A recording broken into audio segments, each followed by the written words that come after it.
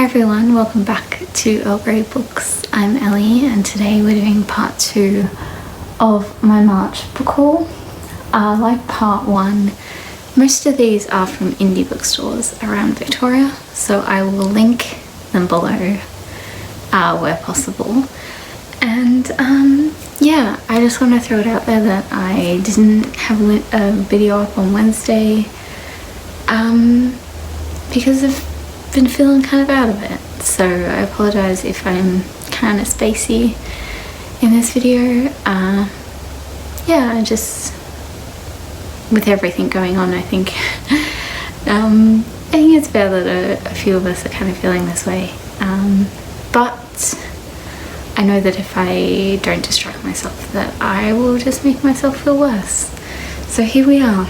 I'm going to start with one of my favourite bookstores in Melbourne, which is Neighbourhood Books. So I bought 3 books from them, mentioned it in my last one that I'm doing on my non-fiction book haul separately, so you'll see the other one in that. But the 2 fictions that I got, this is Wild Fearless Chess by Mandy Beaumont. You'll also see that a theme with a few of these books that I was going to go to the event for, but the event has since been cancelled, so I've picked them up anyway. So this is the first one. And then I also have Blueberries by Elena Savage. I'm not going to go into too much detail about most of these because I haven't read any of them, but I'm sure you'll hear about them in wrap-ups. Quite a few of these, like this one and Wild Fearless Chess, are Aussie, so if I get to them in Aussie April, you'll hear about them at the end of the month anyway. So that's from Neighbourhood. A bookstore that I've never ordered anything from online before is the bookshop at Queenscliff. I spent all of my childhood summers in Queenscliff, and growing up there was never a bookshop. But I went there with my parents probably like 8 years ago now, and there was a bookshop. And yeah, when this whole thing started, I saw a couple of, I don't know if they were ads or whether they were just posts that came up on my feed from them, and I was like, oh, that was a really nice store. I should buy something from them. So I got 3 books from them. 2 of these are technically non-fiction, but I'm counting them in this part and you'll see why. So I have Fun Home by Alison Bechdel, which is of course based on, it's a graphic novel based on her childhood. I don't know if it goes further than that.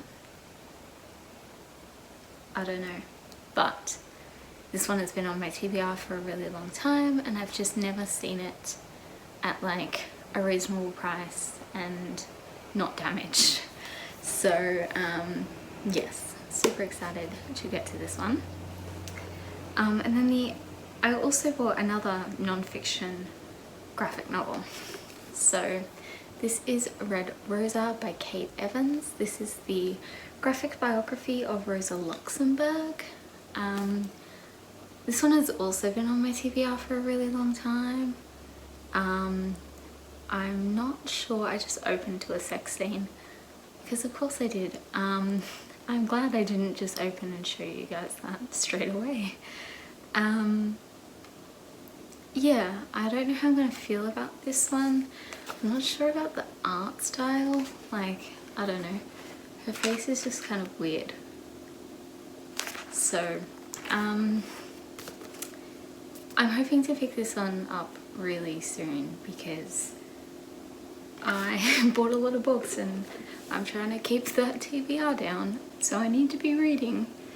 And then the last one I got from them, I got this as part of a challenge prompt, which I think it is from Sue's Aussie Rules challenge, which the prompt is something along the lines of a book recommended by your indie bookstore, your local indie bookstore.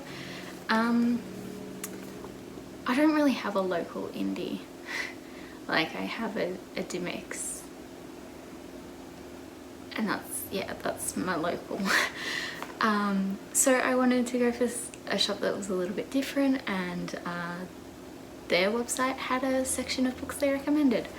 So I went with The Biographer's Lover by Ruby J. Murray. I wanted to pick something that I hadn't heard of before, that I hadn't seen anywhere on Bookstagram or Goodreads or Twitter or here on BookTube. So this fit the bill, and it sounds really great. It's about a woman who's hired to write about this unknown artist from Geelong, which is really close to Queenscliff. So super excited for those. Another favourite bookshop is The Paperback, and from them I got Hurricane Season by Fernanda Melchor. She's a Mexican author, and this is set in this little fictional village in Mexico, but it's based on real events. So that's all I really know about this, but the cover is beautiful. It's put out by Text, who I love so many of their books, so I trust them, and yeah, gonna give that one a go. And then for the last indie bookstore, we have Readings, because can you really live in Melbourne and not love Readings?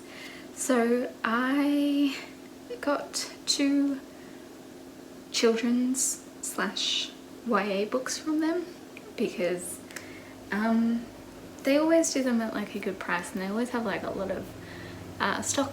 Obviously in Lygon Street they have their Readings Kids store as well, which I love. So I'll start with the children's one. I went with The Republic of Birds by Jessica Miller. I was again supposed to go to the event of this. This was before everything happened, but I was really sick, so I decided to stay home, which was probably a good idea. But this looks beautiful and I'm super excited for it. And then the other one I have is my YA, which is When the Sky Fell on Splendor by Emily Henry. This is just one that I solely picked up because I've been meaning to for a while. I love Emily Henry's previous 2 books, which is The Love That Split the World and A Million Junes. They're more like contemporary with magical realism in, and I feel like this is more of like a, I don't know, apocalyptic sort of thing. So maybe it's, you know, not something that I want to be reading right now. But I just love Emily Henry. And then the last 2 books I have one from Better World Books and another from the publisher. So we'll talk about the Better World Books one first. I've ordered a whole bunch of books from them over the past month, and because they either come from the US or the UK, they can take like a good 2 or 3 weeks to arrive, and that's cool. I don't mind. It's free shipping, and you know, they're cheap books, and I usually get books that I'm not sure about, or romance books, or ones that I just can't find anywhere else. So I went with the one that I'm not sure if I'm gonna like it, but I got Naked in Death by J.D. Robb, which is of course Nora Roberts.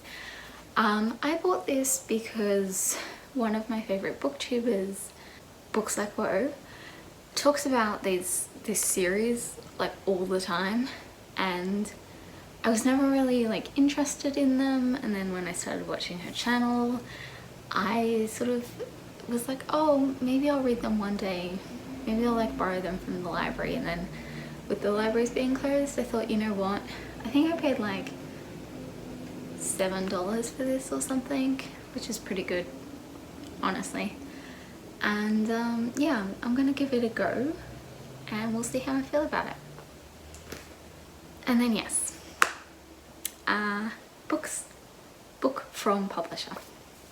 I don't usually do, I don't request ARCs, I don't use NetGalley, I don't really sign up for blog tours, but I saw this one and I absolutely had to because it's the year the maps changed by Denny L. Binks. Obviously Denny L. Binks is incredible and is part of the reason I'm so excited about this, but this is also set in Sorrento, which is a little seaside town that is right across from Queensland. So I spent a lot of my childhood here as well because in order to get over there we had to get a ferry from Sorrento. So yeah, I spent a lot of time there with my mum and my brother, and it's a really special place for me. So this one is set in 1999, which is probably about the year my family and I started going. I would have been about 4, which sounds about right. So I'm just super excited about this one, and I will obviously be reading it this month. I'll be on the blog tour and then I will talk about it at the end of the month. Thank you all so much for watching, and I will see you guys hopefully on Monday. I'm hoping I can do a good amount of self-care over the next few days and kind of de-stress about some things, and hopefully I will be feeling up to doing a video on Monday, by Monday, for Monday. We'll see. Thank you all so much for watching, and I will hopefully see you then. Bye!